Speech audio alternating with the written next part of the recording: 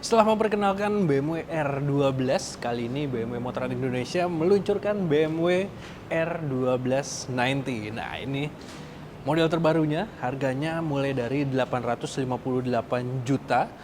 Dia punya 3 warna dan yang termahal adalah 719 option, itu sekitar 935 juta rupiah on the road Jakarta. Nah, kira-kira apa aja yang ditawarkan dari motor ini? Langsung aja kita bedah.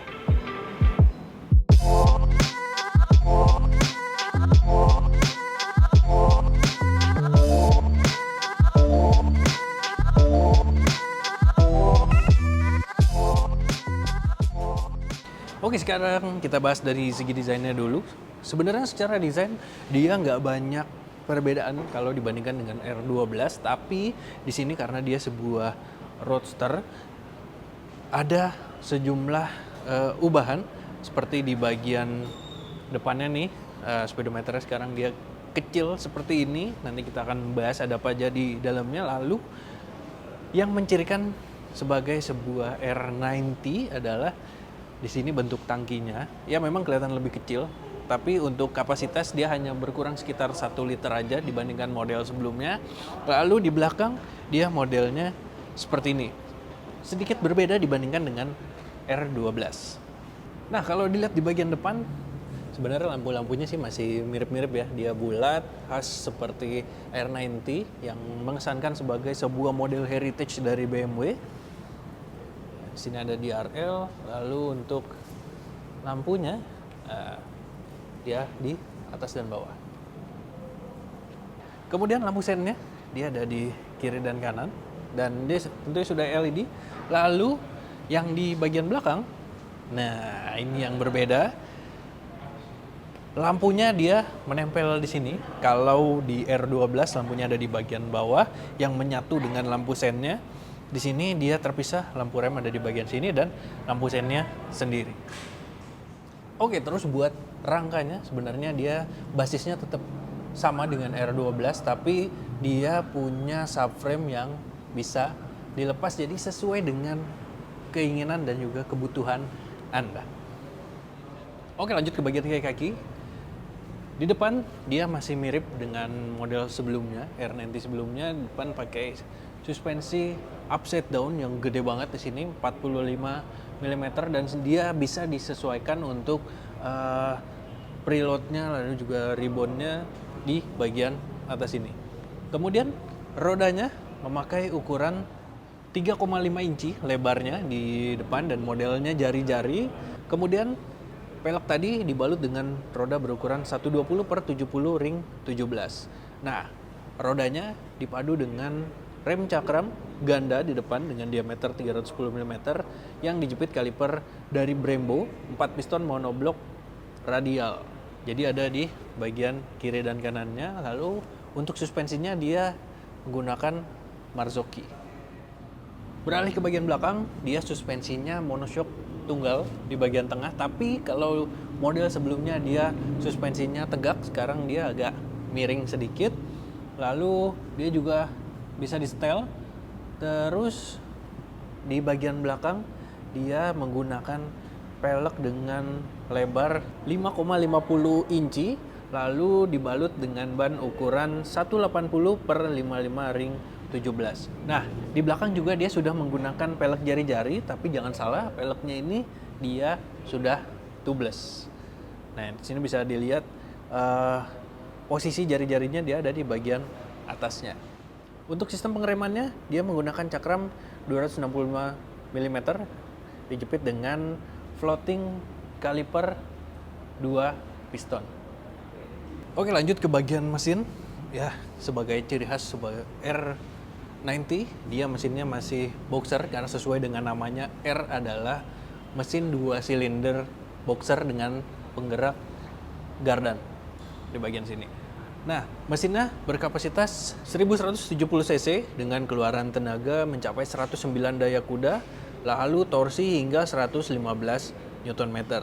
Nah, mesin ini dipadu dengan sistem transmisi manual 6 percepatan, lalu standar emisinya sudah mencapai Euro 5. Oke, sekarang di bagian stang ini tombol-tombolnya sebenarnya masih mirip-mirip dengan model sebelumnya. Ada beberapa informasi seperti di kanan ini untuk menyalakan panel instrumennya, lalu ada mode, dan ini untuk menyalakan mesin yang bersatu dengan engine cut off. Terus di sebelah kiri dia ada cruise control, lalu juga hazard, heated grip, lalu beberapa tombol navigasi untuk ke menu yang ada di sana, lalu klakson, dan ini ada tombol untuk ya seperti jajaran produk-produk BMW lainnya. Nah, untuk kuncinya dia desainnya berbeda sekarang. Kalau sebelumnya dia agak persegi panjang karena dia model seperti ini. Dan untuk mempertahankan kesan heritage-nya, BMW masih menggunakan anak kunci untuk mengunci stangnya gitu. Tapi kalau untuk menyalakan tinggal tekan tombol di sebelah kanan ini. Nah, dia akan langsung menyala, keyless. Nah, yang unik adalah di motor ini dia menggunakan panel instrumen yang nggak terlalu besar, cuma ya syukuran ini aja.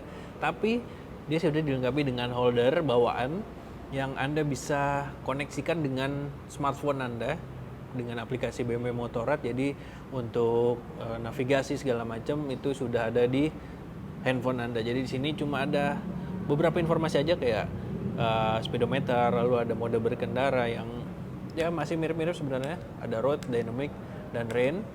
Lalu sini ada tachometer dan nah di sini ada beberapa informasi kayak suhu, lalu juga tekanan angin ban, terus juga ada indikator tegangan aki, terus juga rata-rata kecepatan, rata-rata konsumsi bahan bakar, ya kurang lebih masih mirip-mirip lah, trip A, trip B, dan beberapa informasi lainnya.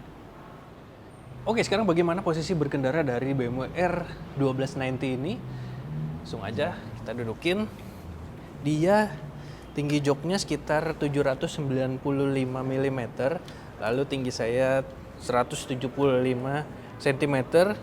Ini posisi duduk saya kurang lebih, dan kalau dengan satu kaki dia masih menekuk di sebelah kirinya. Nah, kalau dengan dua kaki pun sebenarnya masih menekuk, tapi ujungnya sedikit menjinjit, cuma masih oke lah.